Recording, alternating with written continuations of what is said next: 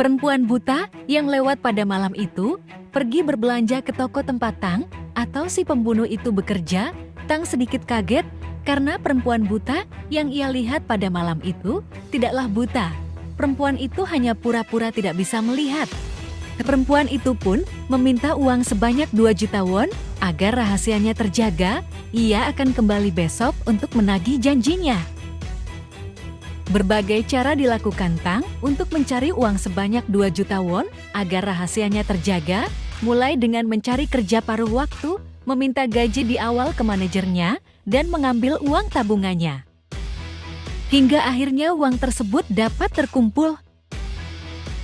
Keesokan harinya, perempuan itu pergi ke toko tempat Tang bekerja untuk menagih janjinya, namun karena ada manajer Tang, pertemuan pun dibatalkan dan ditunda menjadi besok siang jam 12 di rumah gerbang biru tua. Tang pun pergi ke rumah wanita tersebut dan memberikan uangnya sebesar 2 juta won. Sialnya dia harus berhadapan dengan perempuan licik yang meminta uang 2 juta won setiap bulannya. Mendengar hal tersebut dia pun kesal dan membawa pergi barang bukti palu yang ia gunakan saat membunuh seseorang waktu itu.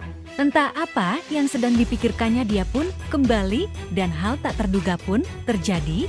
Ia pun membunuh wanita tersebut.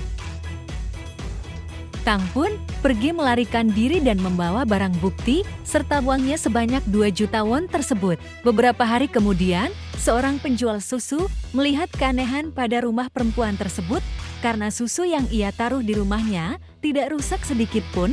Ia pun mengintip dan menemukan fakta bahwa perempuan tersebut sudah tewas. Ia pun segera melaporkannya ke polisi.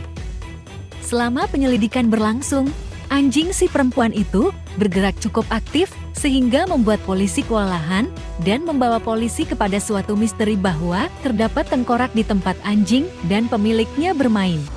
Tang pun kaget ketika melihat berita bahwa perempuan yang ia bunuh waktu itu ternyata juga seorang pembunuh. Saat perjalanan pulang, dia dihadapkan oleh 2 orang mahasiswa yang bersimbah darah dan mau memalaknya.